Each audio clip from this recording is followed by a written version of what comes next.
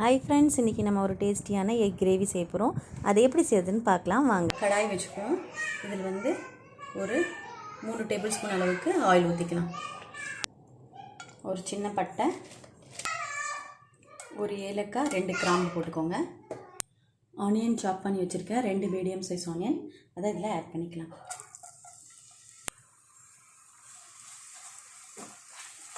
ஆனியனை கொஞ்சம் ஃப்ரை பண்ணிக்கோங்க.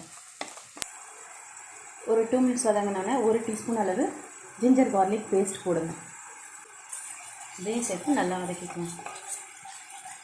ஆனியன் நல்லா கோல்டன் ப்ரௌனாக ஃப்ரை ஆகிடுச்சு. இப்போது தக்காளி பியூரி பண்ணி வச்சுருக்கேன், அரைச்சி வச்சுருக்கேன். இது 3 மீடியம் சைஸ் தக்காளி, இதை போட்டு மிக்ஸ் பண்ணிக்கோங்க.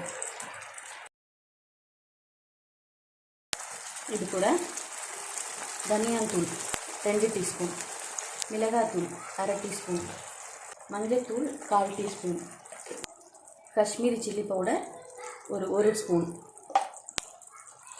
போட்டு நல்லா மிக்ஸ் பண்ணிக்கோங்க.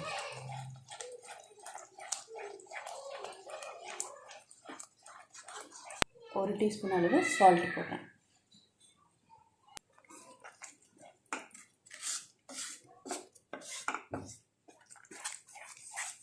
இதில் 1 டம்ளர் அளவு தண்ணி ஆட் பண்ணுறேன்.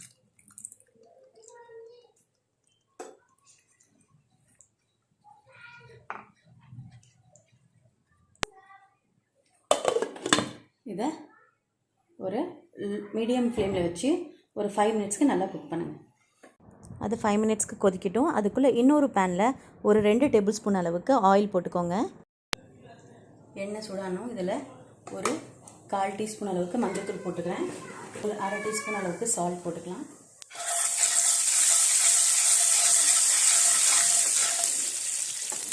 எக் கிரேவிக்காக பாயில் பண்ண எக்ஸ் இருக்குது, அதை இதில் நான் போட்டுக்கிறேன்.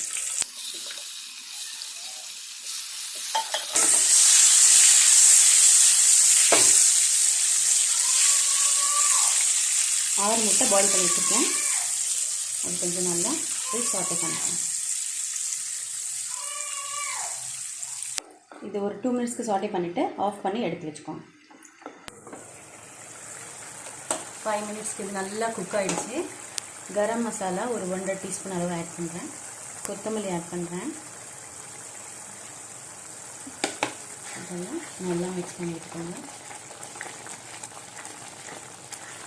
இப்போ இதில் நம்ம இந்த எக்கை ஆட் பண்ணிக்கலாம்.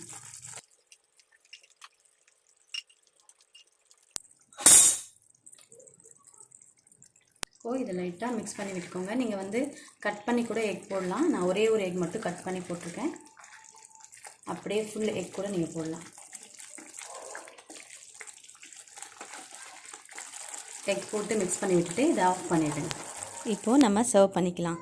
இதே மாதிரி ஒரு டேஸ்டியான எக் கிரேவி நீங்களும் செஞ்சு பார்த்துட்டு உங்களுடைய கமெண்ட்ஸை எனக்கு மறக்காமல் ஷேர் பண்ணுங்கள். தேங்க்யூ, பாய்.